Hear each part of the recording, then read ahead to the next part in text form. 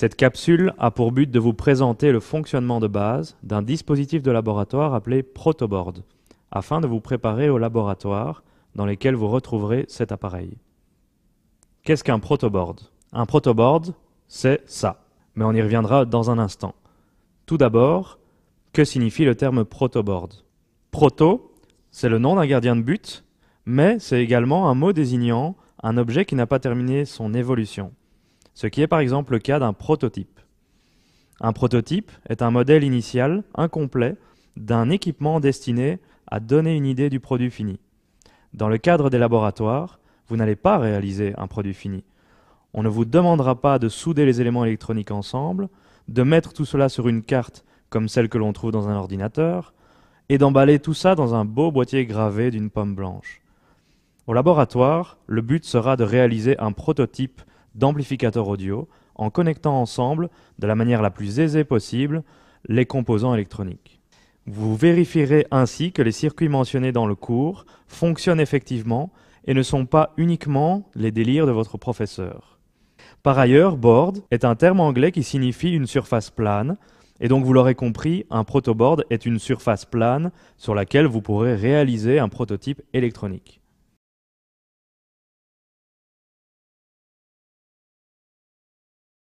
Le protoboard est composé de plusieurs parties.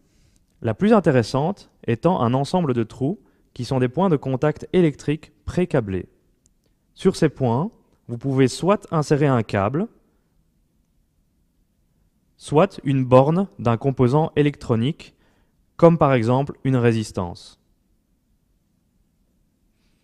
Une fois que la borne d'un élément est insérée dans l'un de ces contacts, cet élément est connecté à tous les contacts adjacents par un fil que vous ne voyez pas, mais qui se trouve à l'intérieur du protoboard. Par exemple, dans ce cas-ci, la borne de droite de la résistance est connectée à tous les points mentionnés en rouge sur le protoboard. Ainsi, si vous placez la borne d'une autre résistance dans l'un de ces contacts rouges, ces deux résistances seront électriquement connectées. Ici, la borne de droite de la première résistance est connectée à la borne de gauche de la deuxième résistance. Pour revenir à ce que vous avez vu au cours, ici c'est comme si vous veniez de mettre ces deux résistances en série. L'ensemble des connexions en rouge sur le schéma correspond donc au nœud d'un circuit électrique. Par exemple, si vous rajoutez une troisième résistance comme ceci, vous avez connecté les bornes de trois résistances au même nœud, comme sur le schéma électrique suivant, où le nœud indiqué en rouge est donc équivalent à la connexion en rouge sur le protoboard. Remarquez qu'on a ici réalisé assez rapidement un circuit en plaçant simplement des éléments dans les contacts appropriés. En cas d'erreur, il suffit de retirer les éléments et de les placer ailleurs. C'est donc beaucoup plus pratique que si vous aviez à souder chaque élément ensemble, comme c'est le cas dans une réalisation d'un produit fini.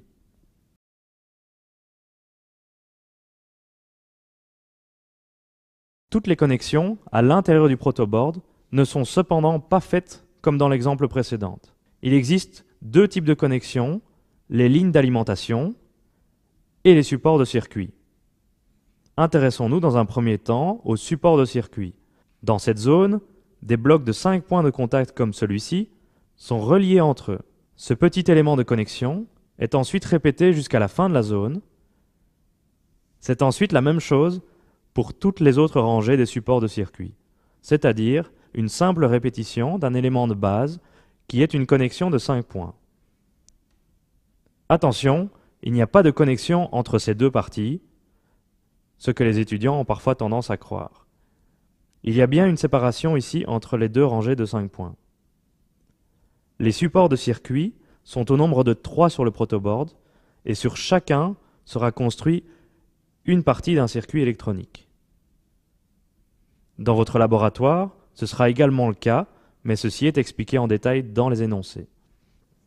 Voyons à présent les lignes d'alimentation. Dans ces zones, ce ne sont plus des blocs de 5 points, mais des blocs de 25 points qui sont reliés entre eux.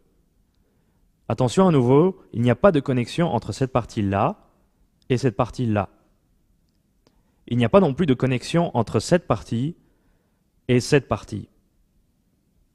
Remarquez que les lignes d'alimentation encadrent à chaque fois un support de circuit, ce qui n'est pas un hasard. Généralement, on utilisera la partie du haut pour placer la tension d'alimentation, ce qui est logique puisqu'en général, dans les schémas du cours, les alimentations se trouvent en haut du montage. On utilisera la partie du bas pour placer un potentiel nul, c'est-à-dire la mise à la terre, aussi appelée masse. Ceci est aussi logique puisqu'en général, dans les schémas du cours, la masse se trouve dans le bas du schéma. Vous connaissez à présent les différentes connexions disponibles sur l'espace de construction des circuits dans le protoboard. Mais les protoboards du laboratoire comportent bien d'autres ressources.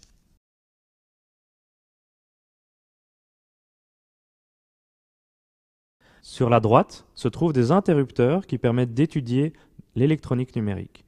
Vous ne les utiliserez pas dans le cadre de ce cours.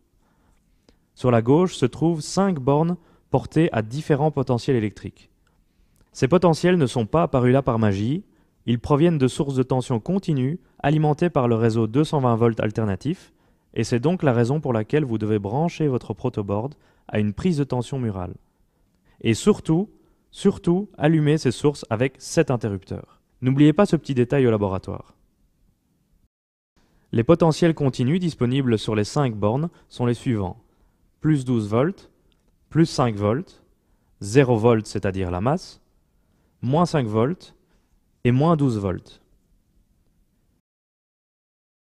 Vous connaissez désormais les connexions disponibles sur un protoboard, ainsi que les tensions électriques continues qui alimentent ces 5 bornes.